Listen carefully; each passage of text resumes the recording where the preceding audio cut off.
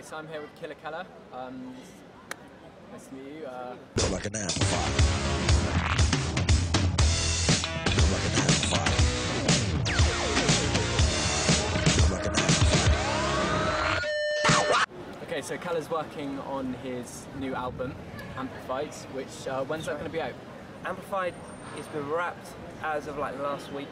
We finished off the Cool Kids track and the drum battle that hasn't gone out to press. None of those tunes have gone out to press. So it's going to be out around end of August time. August the 31st, right? I knew that. Okay, good stuff. And is this album going to be as beatbox focused as your previous stuff? It's just beatbox focused in that I'm a part of it. It's got elements that you rely on different vocal disciplines. So integrating the beatbox into like things like singing and rapping and spoken word. That's always been a thing for me. So that's what makes multi-vocalism. So yeah, it has got that. It's intrinsic and threaded through the whole album. Sounds good. So who have you been collaborating with in this album?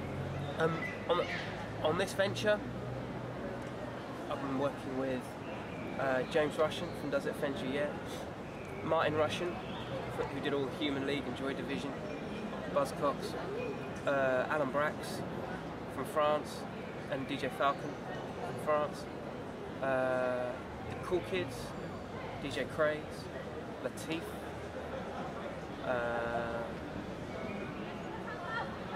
Bashi,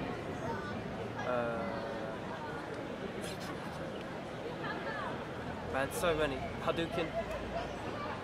For me, it's what it's been about. It's been about drawing different influences and kind of threading a sound throughout. So, where Cool Kids and, Hadouken may not sound like each other, the thread fundamentally has been my input vocally or the band setup which I use live now. That's really been a big key to the construction of the album. Right. So what are some of your favourite beatbox sounds? Favourite beatbox sounds? I love snares. I'm the biggest snare fan in the world. Like, I love coming up with different variations in snares. I think it can make and break a sonic, the sonic of sounds. Like you can have the same bass line running through the whole thing, but if you've got a different snare, that's a different frequency, and that's kind of what I picked up on. Care to give us some examples? Like that's a wicked one. That's kind of.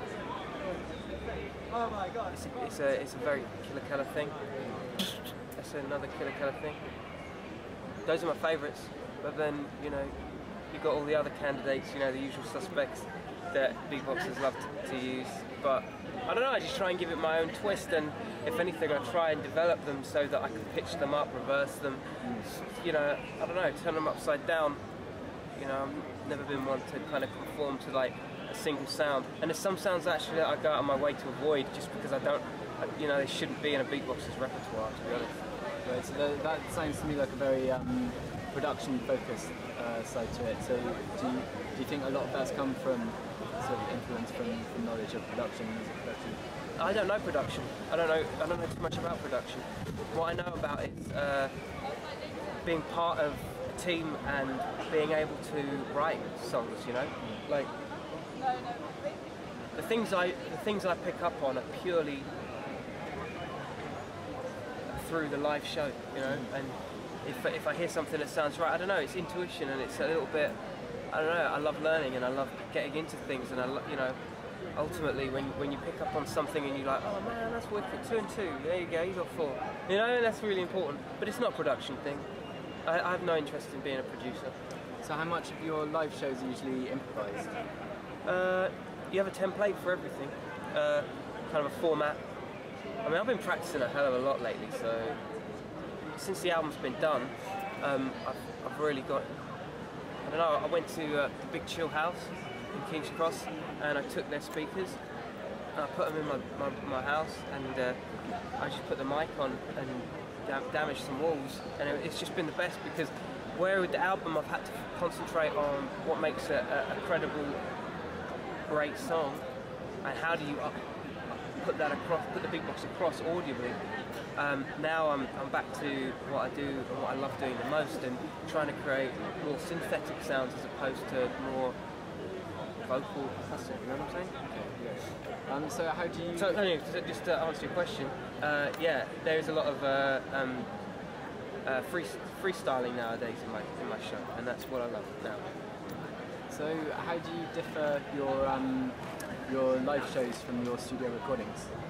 I try not to. I try and make the live show as intrinsic to the album as I can. That's been the entire focus throughout. It's for me, it's about trying to put across the beatbox onto live music on an album. You know, like my two aims have always been, you know, regardless of who's number one, what's number one, who's the best battler, whatever. I don't care. What I care about is being number one in the field of making great music with beatbox. And in doing that, I've worked really closely with what beatboxers may like, with what the live show people may know, with what is actually put to good use on the album. So it's quite close. So what's your view on the role of novelty in beatboxing? What's my feeling on it? View, yeah. It's interesting because someone asked me that the other day, and I think I coined it in a sense that it's cool, and I'm patriotic to the scene. You know, I just love the scene and the widespread market of it all. You know, I think it's great, and I think it's high time that people knew it as big as they do. There'll always be a reaction to something, you know. There's some amazing beatboxers out there, but we all can't be so musically minded. I remember when I first started, I wanted to try and get as far away as Police Academy and Michael Winslow as I could, and show people, hey, there's some musicality in this. And now, you know, it's fair to say that there's some people that do beatboxing now that is for novelty value.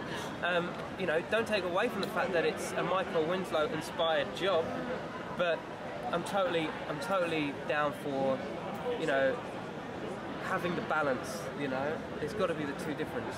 Have you got any advice for aspiring beatboxers in terms of promotion and networking? Yeah, I mean, not so much networking, just general good vibes. I think for any aspiring beatboxer,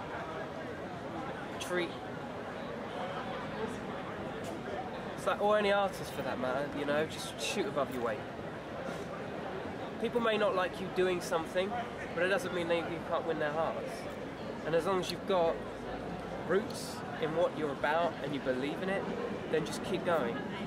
You know, have a drive, be creative, just do you. Don't copy other people's shit. Don't emulate other things. Don't try and, I don't know, just be yourself and push the boundaries of what you're able to do. You know what I'm saying? Yeah. A good artist is someone that really fights for himself and does things and is slightly introvert. Is that the right word? Introvert? No, just do your thing. You know, that's got me by. You know, and I'm not special, man. Anyone can do it. And you know, and it goes for a lot of other talented people. It's like it's talent and just being outgoing.